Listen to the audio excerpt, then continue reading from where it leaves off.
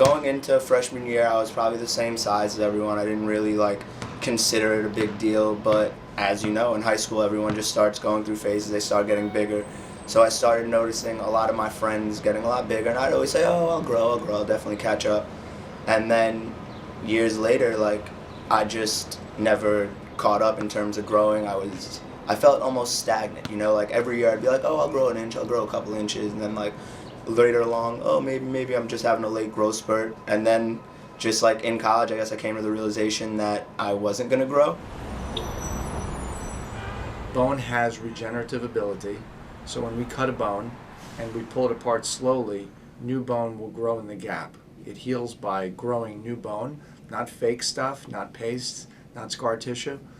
And bone lengthening is about taking advantage of the body's ability to regenerate bone. So that's the typical approach that we do for reconstructive surgery, for deformity correction, for limb length equalization surgery. So stature lengthening is bone lengthening or limb lengthening done on two limbs at the same time.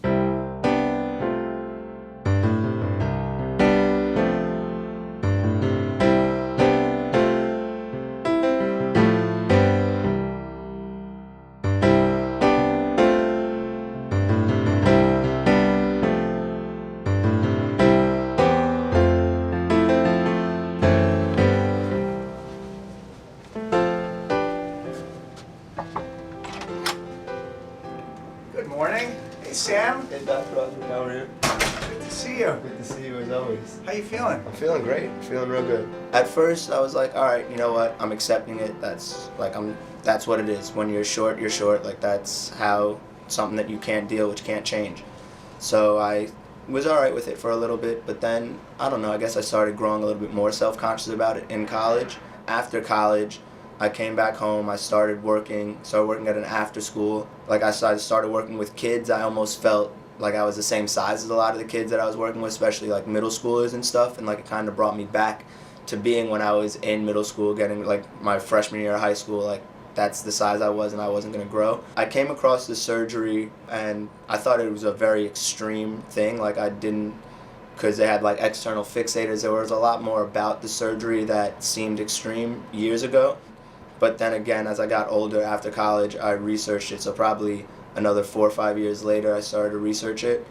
And I realized that the surgery kind of changed, and it wasn't the external fixator anymore. Now, one of the biggest advances in recent limb lengthening reconstruction surgery has been the introduction of the internal lengthening implant, or the internal lengthening rod. And we started using that about 4 years ago. And that has really revolutionized and changed limb lengthening surgery dramatically. The outcomes we're getting are the same, but the process, the recovery for the patient, the experience for the patient is night and day, night and day. I mean, we're taking a process that used to be very painful, take a long time, very labor intensive, and we've really been able to streamline it to a point where people are usually off pain medication within a couple of weeks. Stiffness of the adjacent joints is really not something that we have to deal with anymore. We don't have to deal with pin sites and skin irritation, all those difficulties that patients were experiencing when they were using the external fixator.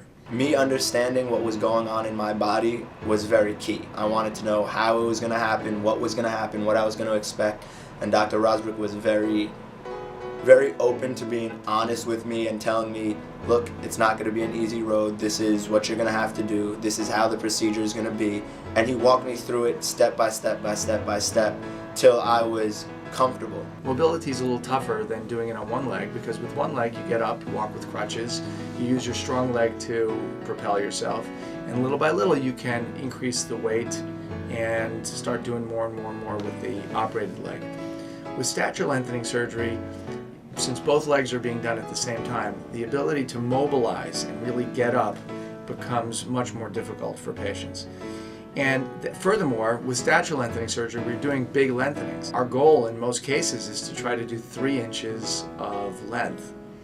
So that's a relatively big lengthening. Usually when we're doing limb length equalization, the average lengthening may be an inch, inch and a half. But here we're really pushing the limits and we're going for big lengthenings. But with this new advanced, this new technology of the internal lengthening rod, it has made the process much, much easier. The preferred bone for stature lengthening and for simultaneous limb lengthening are the femurs, the thigh bones. And so what we'll do is we'll do osteotomies or osteoplasty of both femurs, and we will insert the internal lengthening rods, and we'll do that at the same setting. That surgery is done with an epidural anesthetic and usually takes about 3 hours, about an hour and a half each side. The blood loss is minimal and the incisions are minimal. And then what we usually do is wait 4 days, and after 4 days we start the lengthening process. In order to get 1 inch, it usually takes about a month, and the second inch takes 2 months, and the third inch takes 3 months. So we're usually done with the lengthening after 3 months, and we'll be able to get 3 inches. And then it takes about another month to 2 months. But in many cases I've been finding just another month until the bone is hard enough, consolidated enough, calcified enough that people can actually start walking on it. So we're usually getting people up and really walking after about 4 months. Now the first 4 months, I don't want you to have the impression that they're just lying in bed, because that's not the case at all. They're spending most of their time sitting in chairs, in a wheelchair. They are standing using an assistive device, usually a walker. And we do have people walking a few steps, 5 to 10 steps, so that they can transfer and get around their house and go to the bathroom and be engaged in sort of simple but daily activities. They're usually able to do that right away.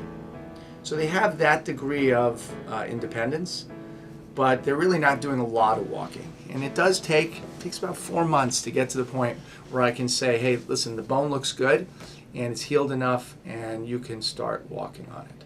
From that meeting, he made me very confident that we could achieve what I wanted to achieve, which was to get some height growth. And at first, I knew I wasn't going to be able to get 6 inches that I was originally wanting. Like, that's a reach.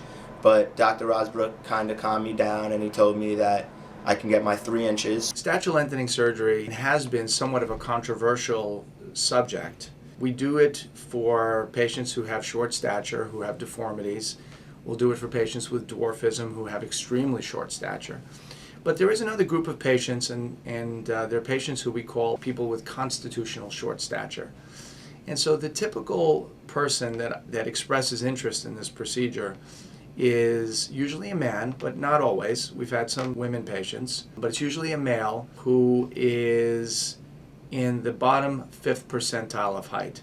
So we're talking about people that are 5'5" and under. This is a group of intelligent, highly motivated individuals who are actually very normal and accomplished, who are very unhappy with their stature. It's something that bothers them. There's something that we call height dysphoria. And height dysphoria is really about a dissatisfaction, a fundamental dissatisfaction with one's stature. Another piece of the equation is what we talk about in terms of intrinsic motivation. You know, someone who is generally happy in their lives. They have good friendships, they have healthy relationships.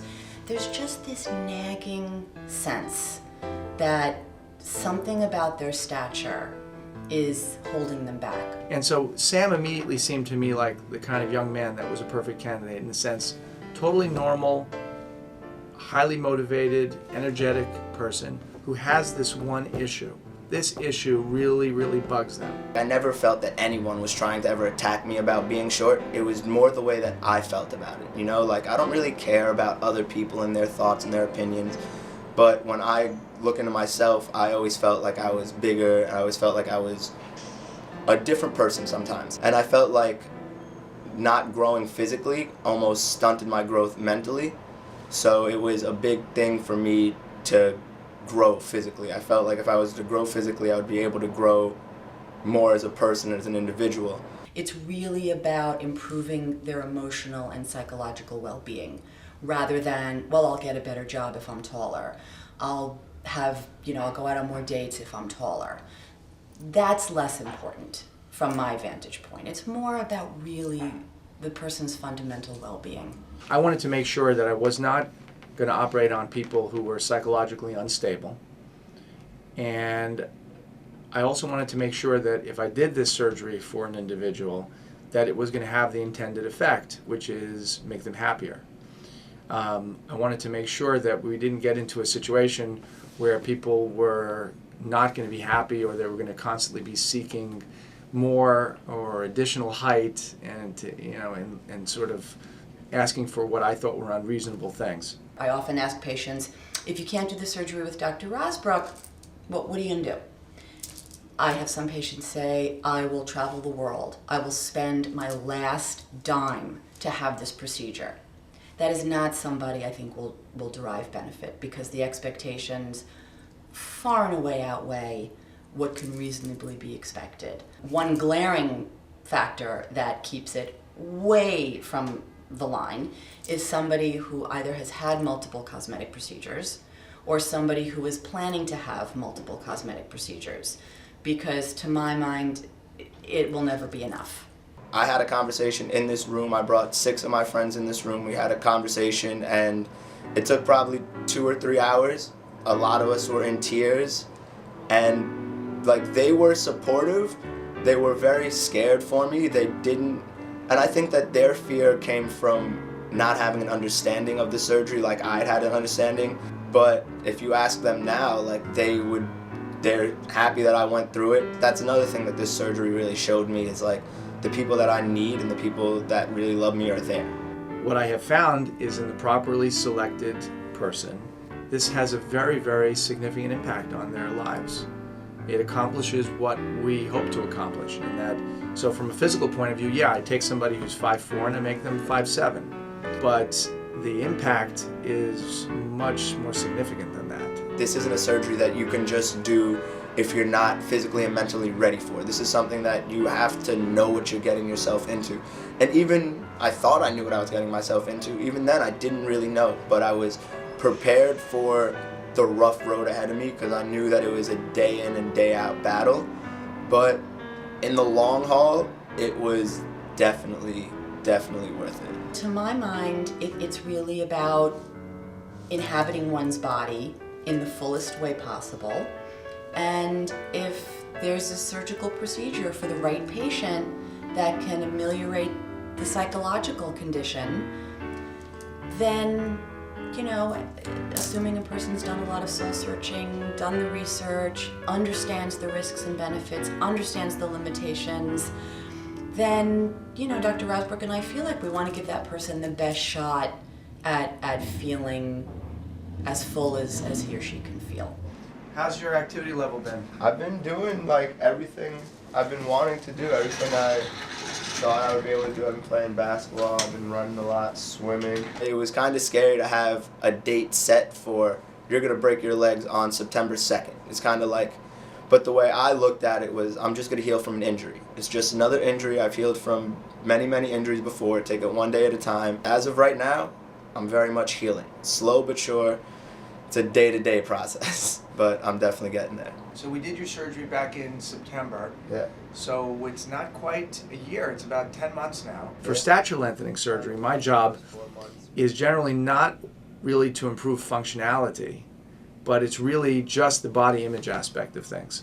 So that's where I have to be certain and do my best to do no harm.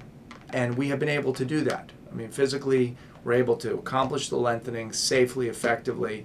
We don't lose range of motion in the joints, we don't lose muscle tone, and people are really able to get back to a very, very high level of activity. The alignment looks wonderful. You got your muscle tone back nicely.